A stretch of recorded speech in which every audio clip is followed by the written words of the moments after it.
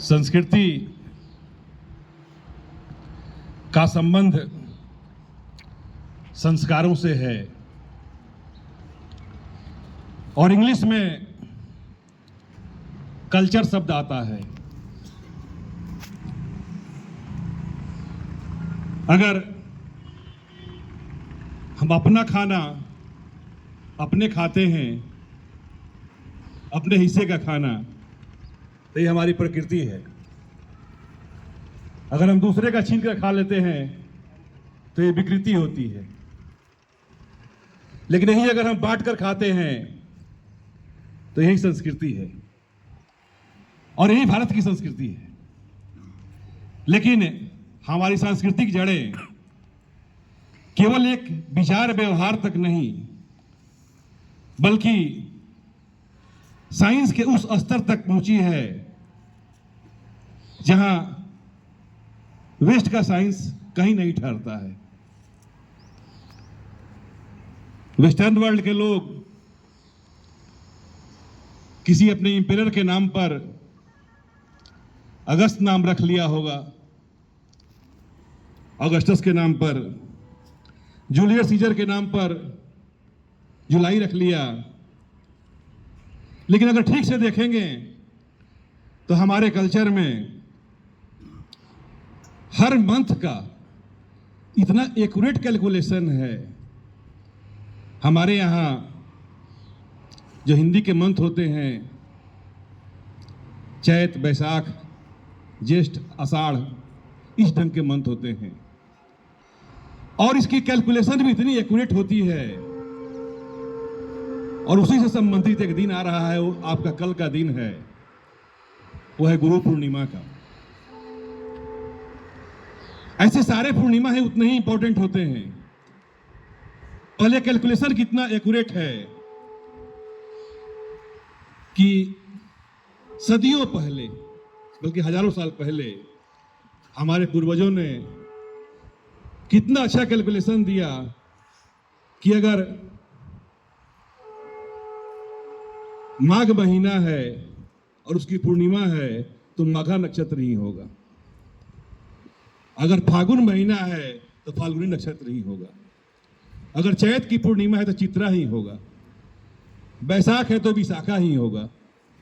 ज्येष्ठ की पूर्णिमा है तो वहां ज्येष्ठा नक्षत्र ही होगा। आषाढ़ की पूर्णिमा है तो वहां साढ़ा नक्षत्र ही होगा। ये किस ढंग का कैलकुलेशन था जो कि समय और काल से परे है। इसी में ऐसे तो हर पूर्णिमा का अपना इंपॉर्टेंस है। ऐसा माना भी जाता है कि पूर्णिमा को जिसका बर्थ होता है वो लोग अधिक प्रखर बुद्धि के होते हैं, अधिक विद्वान होते हैं, अधिक समझदार होते हैं। ऐसे कई एग्जाम्पल हिस्ट्री में भरे हुए हैं। कई ऐसे पूर्णिमा भी हैं। कभी देखते हैं कि हाँ, ये कार्तिक पूर्णिमा है, यहाँ गुरु नानक का संबंधित है।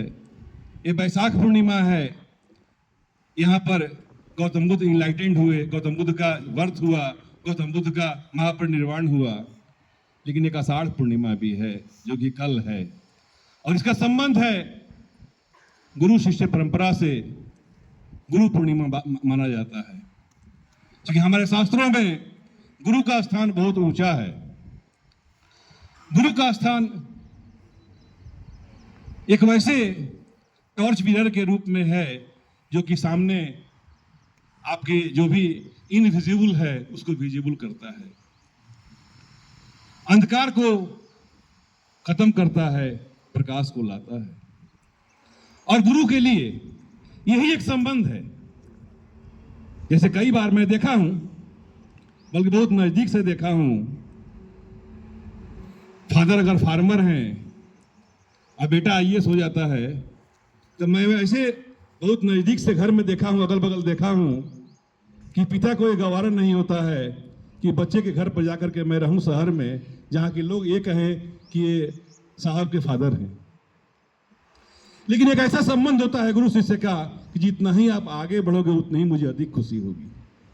आपके सभी गुरुओं को और बड़े गर्व से आपके साथ, क्योंकि पिता पुत्र में प्रतिस्पर्धा की भावना आ सकती है, ठीक है, आपके सफलता पर पिताजी खुश होंगे, लेकिन जब उनकी पहचान जब सिमटने लगेगी तो रहे रहे उनको कसक होगा, कहें कि मैं भी अपने जीवन में बहुत कुछ किया हूं। ये घर में भी बोलेंगे, कहीं ना कहीं बोलेंगे कि मैं जो कर दिया तुम लोग क्या करोगे। ऐसा होता है, मैं देखा हूं नजदीक से इस चीज को। लेकिन जो एक गुरु का संबंध होता है कि आप जितना ही आगे बढ़ोगे, आप में हम अपने आप को देखेंगे। यही गुरु शिष्य का संबंध है। और इसके लिए भारतीय संस्कृति में काफी विस्तार से चर्चा है। अगर कोई आचार्य है तो इसका मतलब उसका आचरण अनुकरणीय होनी चाहिए।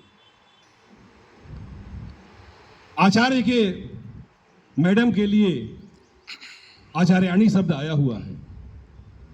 फीमेल टीचर के लिए आचार्य शब्द आया हुआ है।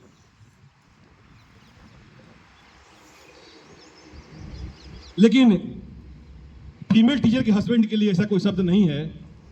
ऐसे इंग्लिश में मिस्टर मिसेज कह के कुछ भी बोल सकते हैं। जहां नहीं होता है, जैसे कि कौवा है, इंग्लिश में मिस्टर करो मिसेज करो करके भी कहानी लिख देते हैं। क्योंकि हमारी भाषा भी उतनी ही रिच है। जो हमारी संस्कृत भाषा थी, आज भी है, लेकिन उस रूप में नहीं है।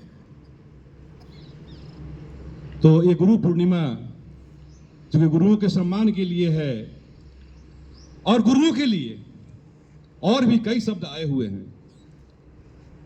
उपाध्याय,